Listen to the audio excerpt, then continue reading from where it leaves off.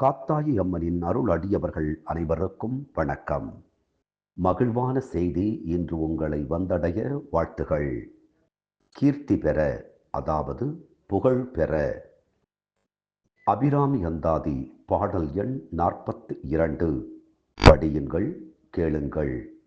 இடம் கொண்டு விம்மி இணை கொண்டு இறுகி இளகி முத்து வடம் கொண்ட கொங்கை மலை கொண்டு இறைவர் வலிய நெஞ்சை நடங்கொண்ட கொள்கை நலங்கொண்ட நாயகி நல்லறவின் படங்கொண்ட அல்குல் பனிமொழி வேதப் பரிபுரையே.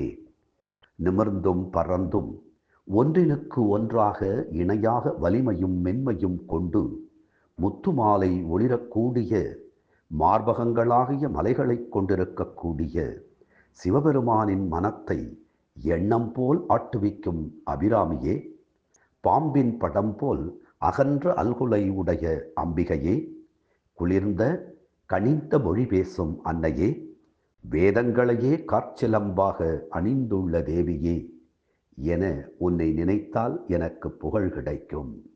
ஆம், வீட்டில் இருக்கக்கூடிய பெண்களையும் அம்பிகையின் வடிவாகவே பாருங்கள். நீங்கள் சந்திக்கக்கூடிய பெண்களையும் அம்பிகையின் வடிவாகவே பாருங்கள். அப்பொழுது உங்களையும் அறியாமல் உங்களுக்கு புகழ் சேரும், கூடும். புகழ் பெற வேண்டும் என்றால் நம் முன்னால் நடந்து செல்லக்கூடிய ஒரு பெண்ணை தன்னுடைய தாயாக, சகோதரியாக, அம்பிகையாக நினைத்தால் போதும், புகழ் தானாகவே வலிய வந்து சேரும்.